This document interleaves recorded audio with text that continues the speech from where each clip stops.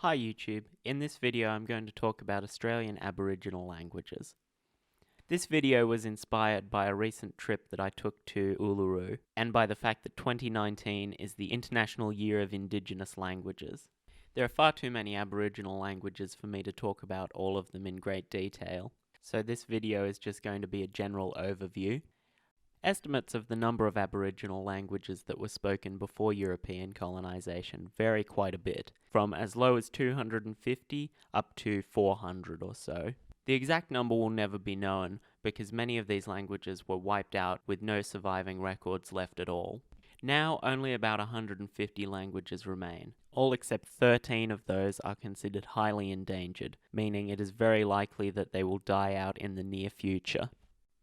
Aboriginal languages can be classified into many different language families. By far the largest of these families is the Pama-Nyungan language family, which includes more languages than the other families combined and covers the vast majority of the continent. This map shows the distribution of the language families, with the Pama-Nyungan languages in yellow and other language families in various other colours. Although there are many distinct language families, there are certain features that most Aboriginal languages share. Even non-Pama-Nyungan languages share many features with Pama-Nyungan languages. This is most likely the result of speakers of different languages interacting with each other. Worldwide, it's common for neighbouring languages to share certain features, even when they are not related or only distantly related. Among Aboriginal languages, these similarities are mostly in the phonology, or the sounds of the languages, and they have much more diversity in terms of their grammar. Most Aboriginal languages have a very simple vowel system, with only 3 distinct vowels: A, E, U.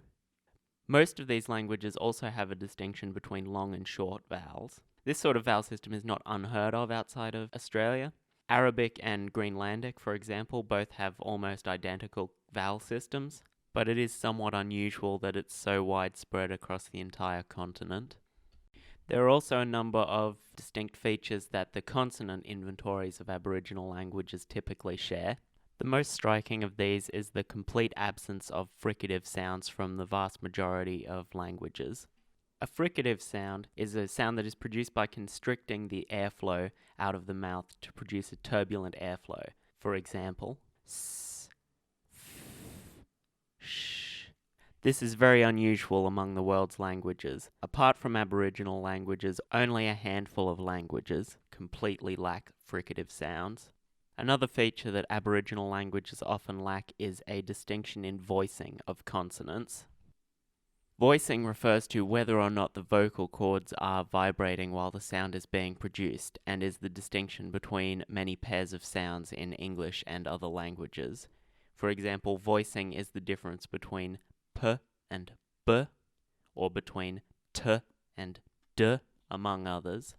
On the other hand, Aboriginal languages typically have many more places of articulation, or in other words, locations where the tongue can be when making sounds. Most Aboriginal languages distinguish between dental, alveolar, and retroflex consonants. Dental consonants are made by placing the tongue behind the front teeth. Alveolar consonants are made by placing the tongue on the alveolar ridge just behind the front teeth, and retroflex consonants are made with the tip of the tongue curled backwards slightly. Here is an example of each of these 3 types of consonants. T, t, t. The distinction between these types of sounds is often very difficult for English speakers to hear, but it's vital when speaking Aboriginal languages to get the right place of articulation. Aboriginal languages typically have many nasal sounds as well, that is, sounds in which the airflow is directed through the nose, like m or n. A typical Aboriginal language has 6 nasal consonants. In contrast, English has only 3, one of which has a very limited distribution. It's also very common for Aboriginal languages to have multiple distinct rhotic or R-like sounds. Typically there are 2 or 3 rhotic sounds, although different languages vary in which rhotics they have. Other than the lack of fricatives, none of these features are particularly rare among the world's languages. However, the fact that most Aboriginal languages have all of these features gives them a very distinct sound. Despite the large number of phonological similarities, there are very few grammatical similarities that are found throughout the continent. There is somewhat of a tendency towards a split ergative alignment system, in which first person and second person pronouns are marked with nominative accusative alignment, while third person are marked with ergative absolutive alignment, but this is by no means as universal as any of the phonological features. If you want to learn more about split ergativity and alignment in general, I'll link my video on the subject in the description below. A much more widespread similarity, although this one is arguably cultural rather than grammatical, is so-called avoidance speech, or the tendency to avoid certain words when speaking with certain relatives, and replacing them with euphemistic versions instead. Another type of avoidance speech that is very common is to avoid referencing the names of people who have recently died, as it is considered too painful for the grieving family. This practice even applies when referring to living people with the same name as the deceased person. These people may be referred to in some other way, such as by their surname, or by their traditional skin group name, or by some sort of generic replacement name that is used in place of the names of the dead.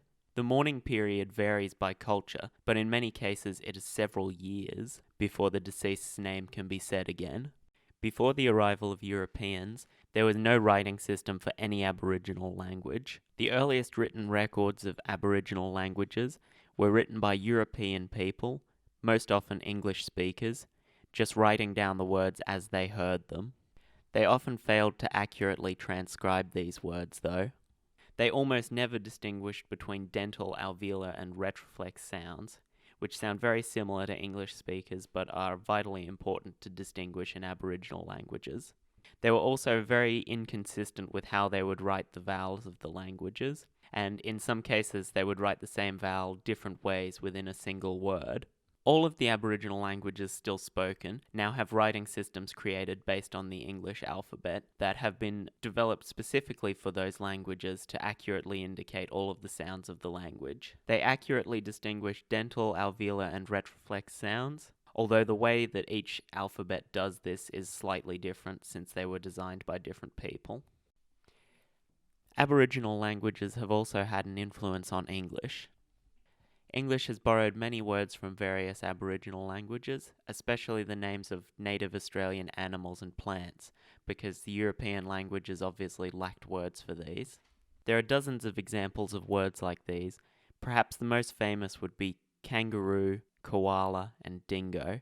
There are also words that describe elements of Aboriginal culture, like boomerang, although surprisingly not the word didgeridoo. The origin of that word is debated, but is most likely an onomatopoeia for the sound the instrument makes. An alternative theory is that it comes from Irish. Many towns and cities in Australia take their names from Aboriginal languages spoken in the local area, including the nation's capital, Canberra, which apparently means meeting place in the local Ngunnawal language. However, the language is now extinct and was poorly documented before its extinction, so this can't be confirmed. An alternative explanation is that it means woman's breasts and refers to two mountains that are near the city. Part of me really hopes that this explanation is true, because it's such a great and unusual origin for the nation's capital's name, but because the language is extinct, we'll never know for sure. Which brings me now to the current state of Aboriginal languages in Australia. As I mentioned earlier, many Aboriginal languages were wiped out by European colonisation, and of those that still remain, most are considered highly endangered. These days, the majority of Aboriginal people speak English rather than their traditional languages, and those who do speak their traditional languages tend to be those in remote, isolated communities. To encourage Aboriginal communities to use their traditional languages more and more, and to teach them to the younger generation. A few schools in Australia have started teaching local Aboriginal languages in addition to or instead of more traditional second languages like German and French. However, these are still the minority, and the majority of schools do not offer Aboriginal language courses to their students. And the languages that are taught in schools tend to be the few languages that are still relatively vibrant with large communities of speakers. A number of language revitalisation efforts are taking place around the country with different languages, which are seeing mixed but generally low success. Unless something radical changes, it is very likely that most, if not all, Aboriginal languages will be extinct by the end of this century, many much sooner than that. Unfortunately, there's not really much an average person can do to help. Even learning an Aboriginal language is unlikely to have much impact unless the person is actively engaged with the community where that language is spoken. All we can do is sit back and hope that the language revitalisation efforts have at least some success. Sorry to end the video on such a downer.